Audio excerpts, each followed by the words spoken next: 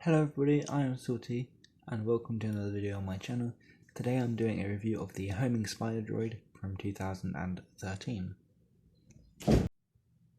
This set had the set number of 75016 and retailed for a price of $30 US and Great British pounds. It includes 5 minifigures as you can see in front of you, so let's get into the review of them. The first minifigure in this set is the Jedi Stass Allie.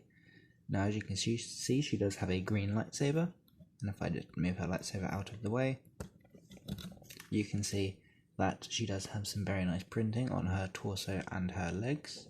She also does have this exclusive headpiece that she is wearing. She has purple eyes like most others in her species that we have seen in Star Wars, and turning her around and taking off her headpiece, you can see that there is some printing on the back of her head, which is not another face, it's just another printing to add to the minifigure, and there is some very nice back printing on the minifigure, which is good because she does not include a cape.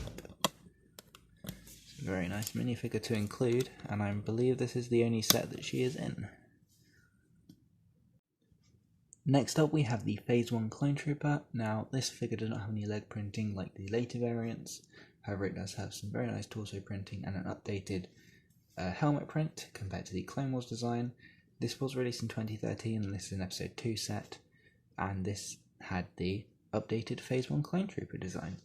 Now turning this figure around, you can see that he does also have back printing, which is very nice, and no printing on the back of his helmet though. This is the same helmet, I do believe, as the original Clone Wars one, which is good, it just has better printing on it.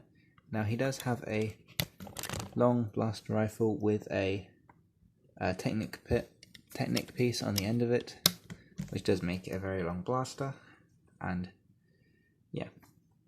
So taking his helmet off, you can see that he does have the typical angry clone face that we have all grown to have on every Clone Trooper and Stormtrooper that has ever existed. But yes, a very nice minifigure, and the updated one is the only kind of Phase 1 clone that outdoes it, really, in my opinion.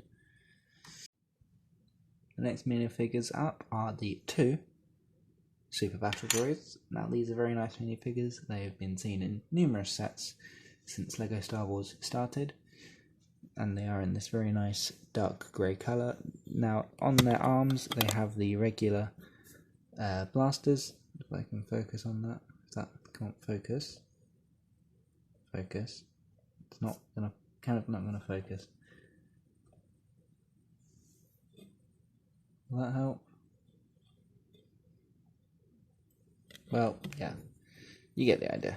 There's the 2 regular blasters and no wrist rockets, so you can have them like that to shoot. I don't know why it's not focusing on him though. That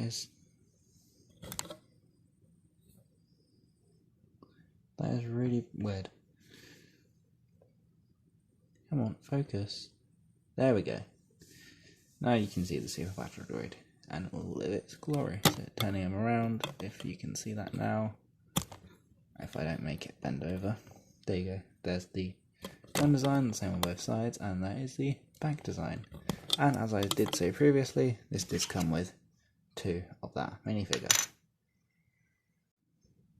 Now here we have a Dwarf Spider Droid. This is technically a minifigure according to Brickset, although I technically do not class it as that, and nor does a lot of other people. But yeah, this is the Dwarf Spider Droid. It does have a very nice cannon here, which is on a hinge there, and this is on another hinge. It's got its eyes, its little antenna, and of course the 4 legs, which are all on 3 hinges, 1, 2, 3, and then this little clear piece at the bottom, so it can stand up even if you drop it. No matter what you do, it's got quite a few good ways that you can make it stand up, is what I'm trying to show. Yeah. But yeah. That is the Dwarf Spider Droid. And finally here we have the actual Homing Spider Droid, which is the title of the set. As this is an episode 2 set and based on the episode 2 film, this Now this droid is from episode 2 and it can be seen on the Battle of Geonosis during episode 2. Now, as you can see, it does have 2 large cannons, one on the top and one on the bottom of the droid, and 4 very large legs.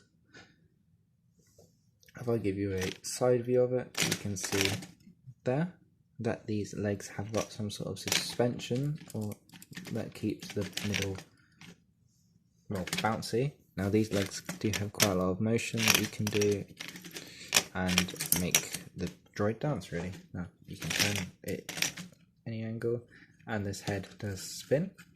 This bottom bit does not though. Turning him around.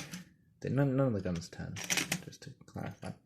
But up here there is a not a spring-loaded shooter, a flip-fire missile, so you can press on the back of this and shoot it out. Now that's more of a play feature than it is a accuracy to the in-universe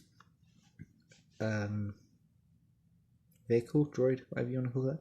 But yeah, that's that. Here are the eyes, and this is a jointed piece that can be moved, but that's just how you build it. Here is the big gun on the bottom. Now I have noticed that this is prone to falling off, so I tried to not touch it, but it can adjust in its height if you want to do that, like that. There you go. I don't see the point in doing that personally, but you can.